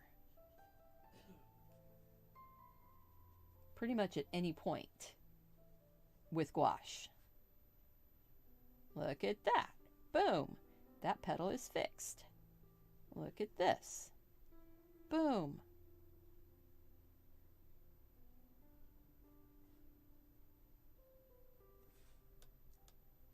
Now I want to take more of a highlight on that. Boom. That little bit right there, that just was too dark. For the softness of this flower that I'm doing, it was just too dark. Don't worry about it. Go in. Adjust. Like, I'm going to say that's all one petal. And then I'm going to go and grab more white off of the little spot of white. And yeah, I am working with it way out on the screen here. So you can see how this is the view you see is the view I'm seeing. So it's farther away, so that way I can see a little bit better. What kind of acrylic painting will I be doing in Acrylic April? Similar to last year. Yeah, probably similar to last year. I will use, I will be doing my own words, and I'll be focusing on acrylic gouache. So I'll be using a combination of the Holbein acrylic gouache and the Turner acrylic gouache, whatever. Just because that way I can post it in the gouache stuff. And yeah, Gina was here yesterday. Her business is booming, and she's doing all kinds of work.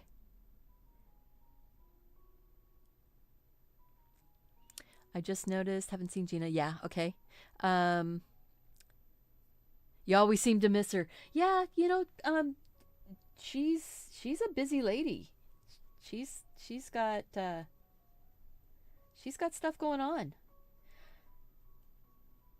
So I'm thinking that the Acrylic April, we will be doing our Monday through Friday, 11 a.m. Painting time. Hopefully that's not going to interfere with Cinnamon too much, but you know what? We all have different lives and schedules, and sometimes we are like like on the like television channels. You have multiple channels with multiple things going on at the same time, and you have to make choices. So yeah, I'm probably going to have to make some choices, but you know what? It's okay. I'm just going and finding more of that white to kind of blend in here and pull out that petal just a little bit. I want to put a line of white right along here. Soft. And I think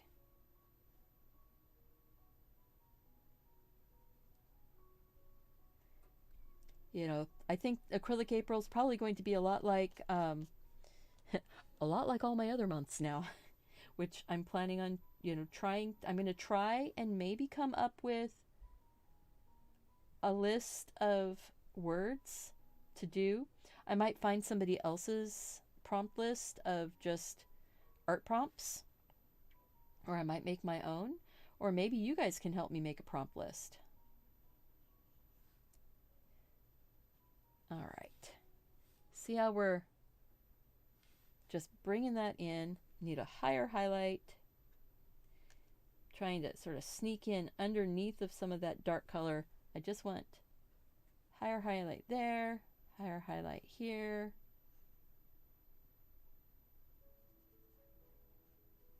Soft and velvety. Cinnamon is the art Sherpa on YouTube, and she is the one who started Acrylic April. So, you know, I always give her credit. She is the one who started Cinnamon Cooney, the art Sherpa. Yes. All right. I am going to get my pen started because I left it with the cap off. I'm just tapping it on another piece of paper. In the shadow right here, I'm going to put my little signature box. We'll zoom in. So I was using the Arteza gouache. I was using the 42 color watercolor palette. Everything's listed down below in the more information box. I'm going to clean house here so we can see the tape coming off, because you know, it's all about the tape coming off, right? So here we go. Drop my eraser on the floor and pull that tape off. I told my husband, oh no, this one's going to be a fast painting. This isn't going to be over 2 hours long. Well, whoops. It ended up being over 2 hours long, didn't it? But look at that, guys. We have a beautiful, soft little flower in a vase. This could be a tulip, except that it's got funny little leaves. This could be a tulip, it could be a peony, it couldn't be a rose. It doesn't have the calyx. But you know what? It's soft, it's pretty, it's done. I love the vase. I hope that you guys enjoyed this. Remember, I am going to be going live again tomorrow. And I believe, actually, I'll look at it. This book here is, so I have my book two ways. One is printable on Amazon, or excuse me, one is downloadable. Blah! One is a coloring book that is printed by Amazon, and you can get it and have it sent as a finished book. One is a downloadable version that you can get from Spring, and it is a downloadable that you can print on whatever paper you want. This is today, so side by side. This is where we started, and this is where we ended up. Pretty cool. I'm really happy with how that turned out. And tomorrow is going to be the cinnamon bun and a good cup of coffee. So I'm really wanting a cinnamon bun right now. Cinnamon bun, cinnamon roll, drippy frosting, nice cup of coffee. Yeah. So guys, take care. Remember, all the products are listed down below in the more information box. The chat, if you are here after the video, turn the chat on and take a watch with that. It makes you feel like you're really here. And take care. I'll see you again tomorrow at 11 a.m. Pacific time. Remember to go out and do something creative. Take care of yourself so you can take care of those around you. Don't forget to hit the like button on the way out, guys. and I'll see you